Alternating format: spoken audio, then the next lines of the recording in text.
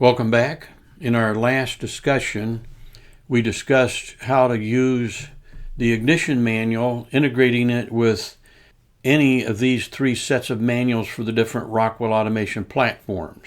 We also did a light discussion on the initial setup, and we worked a little bit with creating tags in the controller. Basically, we worked with tags that already existed with the default controller programs. We created a Vision Designer project, and we're going to do multi-state indicators. Multi-state indicators are a screen object or component that's used quite a bit in panel views because they typically represent an indicator light, like a pilot light, panel light. We're going to talk about them in this discussion at length. We have our designer open. This is the one that we created in the last discussion, and this is where we left it. Notice trial expired. You're going to see this every 2 hours. Correct this. Down here there's a little pop-up that says trial expired launch gateway. If you click on that, it's going to come up with the gateway in a browser.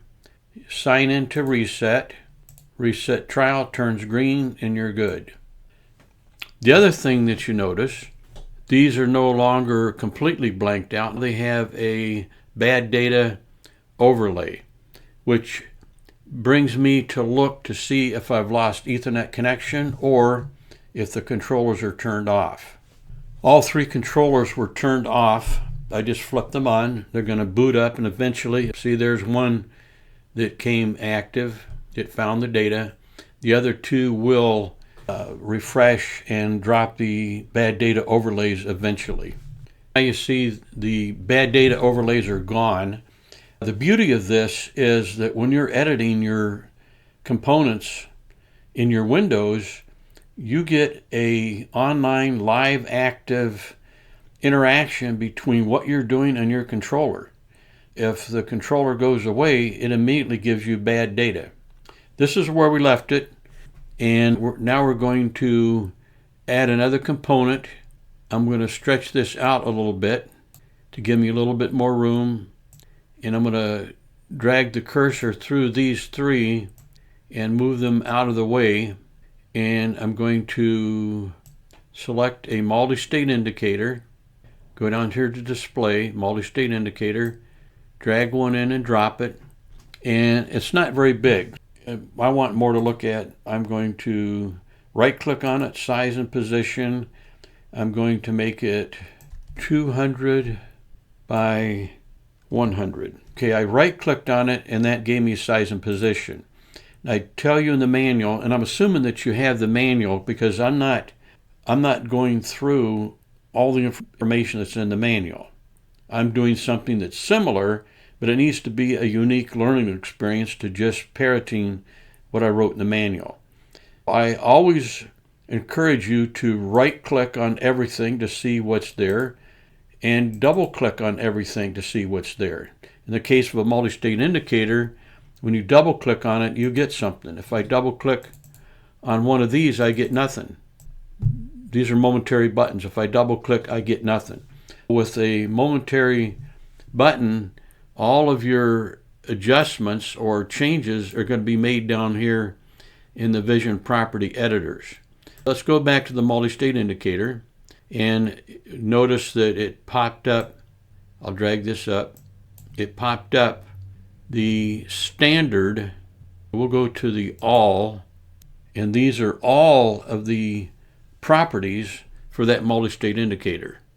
I'm not going to do anything in here right at the moment. Double click and bring up the working window for a multi-state indicator. It comes up by default with 4 states. You don't have to have 4 states. As a matter of fact, most of the time you're probably going to have 2 states. But I want to point out before I start editing this that it comes up with off, auto, manual, and fault flashing.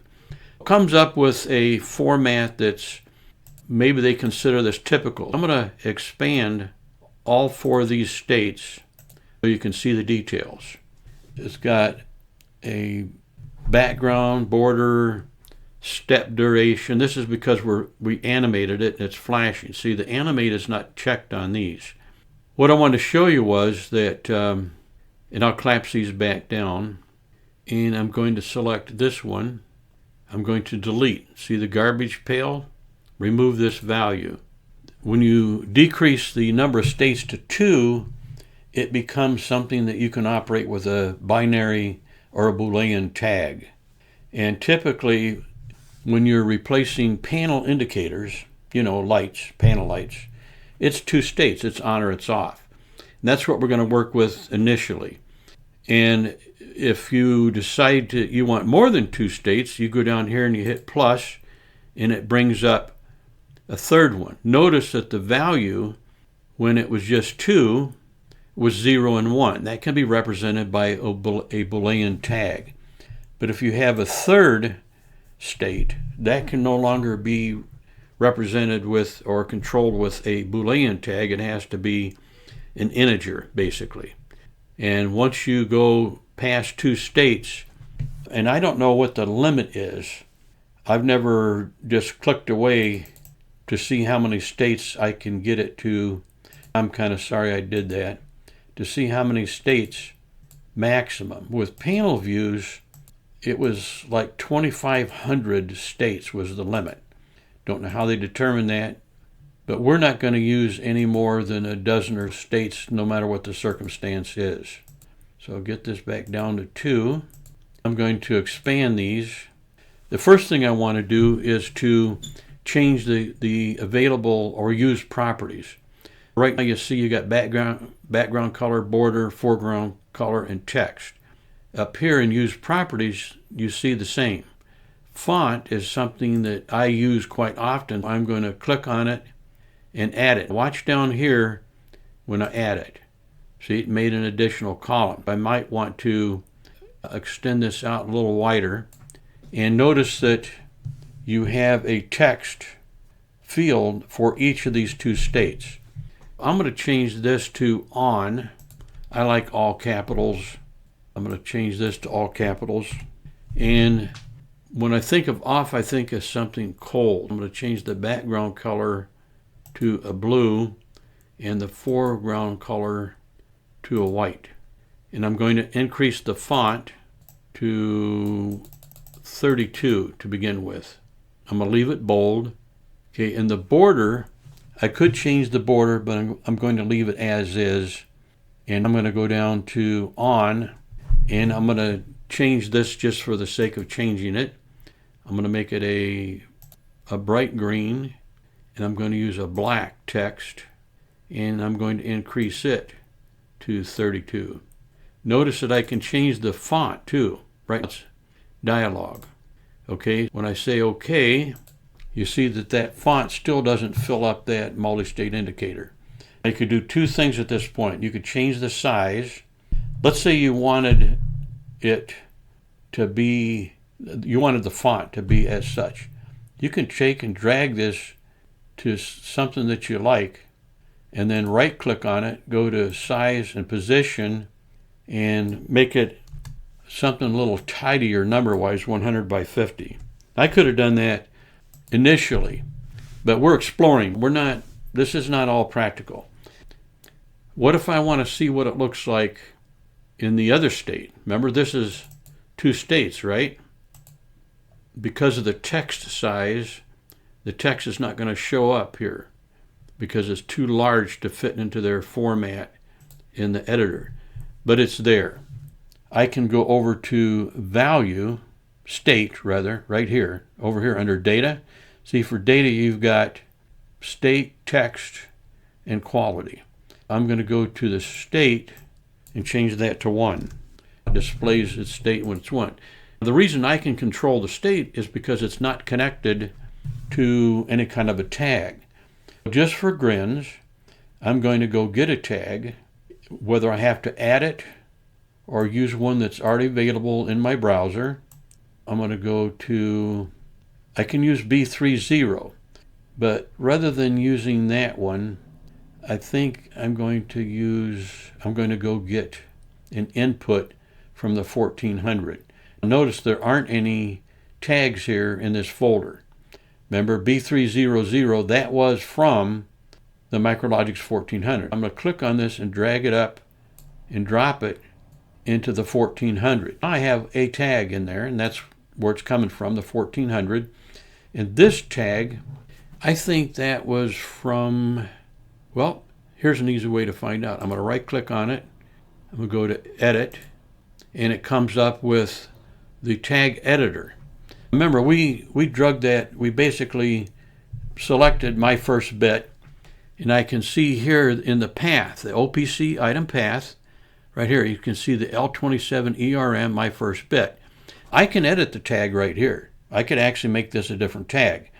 And notice that I have a name on it, my first bit. That came with the tag because this came from a Compact Logix. Cancel that, and then let's go right click this one, edit tags, and notice that it created a name. It took B3, see down here under OPC item path, you can see Micrologix 1400 at 100, 100, 100, 223, and then the actual tag is B3:0/0. Even though B3:0/0 in the Micrologix could have a symbol that says something like my first bit on it or some tag name, you can't pull that through from the processor of a Micrologix into the Ignition tag browser.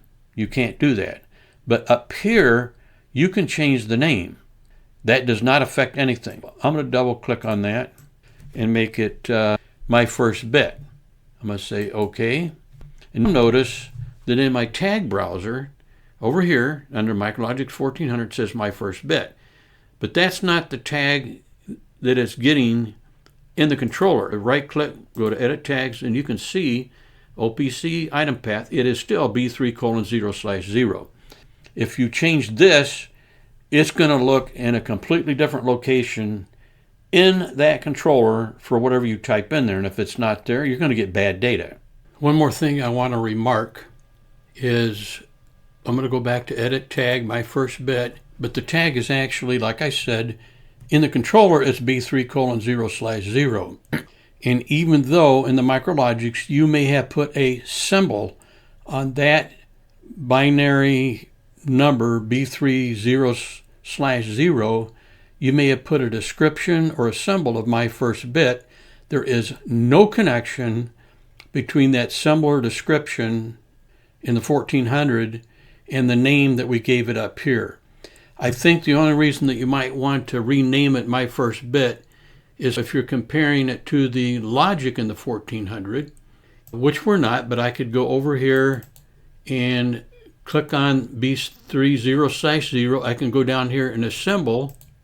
I'm going to type in my first bit, and if I've already got a symbol in the Micrologix 1400 by that same name, when I hit enter, oh, it didn't. Otherwise, it would complain and say that that symbol's used. At this point, when I encounter B3:0/0 in the Micrologix online graphical user interface, MicroStarter, I'm going to see the same name, the symbol that I renamed my tag in Ignition. That's not necessary to do that. And one reason I'm not real fond of doing that is if you change it on either end, it doesn't change it on both ends. There is zero connection between what you name stuff in Ignition Vision and what it's called in a Micrologix 1400 as far as that goes, any other processor. Okay, we have a MultiState indicator here with no tag attached to it. I actually want to attach it to an input. I want to add an input tag from the Micrologix 1400. I don't have any in there right now. I go to plus, browse devices, expand the OPC server, devices, Micrologix 1400, and we want to go to the input file and then open up the first word. You'll see that this is showing of word 0. Actually, technically that's slot 0 and slot 1. Remember, this is a Micrologix 1400. It doesn't really have slots. Rather than get off into the weeds here, I'm just going to open up that word and pick that bit, which is the first input in the input image for the Micrologix 1400. I'm going to add it here, and I can drag it up here into the 1400 folder, or I can do it later. Apply, OK, and now I have a tag over here that I can drag in there to control this multi-state indicator. But first, I'm going to right-click on it, edit tags, and you can see this is the full address right here and you see it has slot 0, word 0, bit 00. It created a name that kind of looks like the actual tag in the controller. But I'm going to rename this. I could actually put in, say it's going to be my stop push button. Okay, the tag over here, it says it's input 0, it's the stop push button. I can grab this and drag it over here and drop it in. Now you see the state over here, we're live with the 1400 over here. I can right click, toggle bit, and it won't change because it's an input. You learn this in the controller manuals that I hope you're working with, whether it's Micrologix Slick 500 or if it's Logic Studio 5000 or CCW Micro 800. The input files, when you're in the run mode, just for grins, I'm going to change this to program mode to demonstrate something. I'm going to go here, and I'm going to toggle that bit on. Notice that it accepted a 1. And this changed state over here to on. But watch what happens when I go back to the run mode. You should have already learned this in the PLC manual. See? Because it goes out and scans the input image more than 1,000 times a second, if that input switch is off, in other words, if the screw terminal for input 0 is 0 volts, it's going to be 0, and it's going to tell it 0 over 1,000 times a second. The I/O image scan is going to tell bit 0 of that word, that input word, you're off, you're off, you're off. I'm going to switch on the switch. And you see, if I try to turn it off, okay, I'm going to toggle this bit, it won't take it. However, if I go back to the program mode, I'm not scanning the inputs and overwriting the words in memory that are associated with those inputs. The key point here is, just because this multi-state indicator is saying on or off in your window doesn't mean anything other than that's what the PLC thinks, that input 0 is on or off. Because the ignition designer, your window, your object, it does not know whether the controller's in the program mode or the run mode. You could add that in and create some logic to give you a link. A message would come up that tells you what mode that controller's in, but we won't run off with that for now. One last thing I want to do, I'll go ahead and put it back in the run mode over here. Remember, we're still in the edit mode over here in ignition. I'm going to open the double state or the two-state multi-state indicator. I'm going to change this text to N00. When I change the input on the controller, you can see that it goes back and forth between on or off. I'm in the run mode, I'm operating the toggle switch, and the multi-state indicator on the screen responds. Remember, this is a two-state multi-state indicator, and in your manual, you're going to build a screen, a window, for maintenance purposes. When the production floor calls you out there, engineer, technician, electrician, whatever you're doing, and says such and such is not doing something, you kind of know in your mind that it could be a sensor on a cylinder, could be a limit switch, it could be any number of things. You would go to the screen of the window that's for I/O, input outputs. You would open it up and it would show you the state that ignition thinks those I/O are in, both inputs and outputs, and it's reading it from the controller. But that doesn't mean that the screw terminal is doing what you want. Okay, right there as I was talking, you see that it said the trial expired.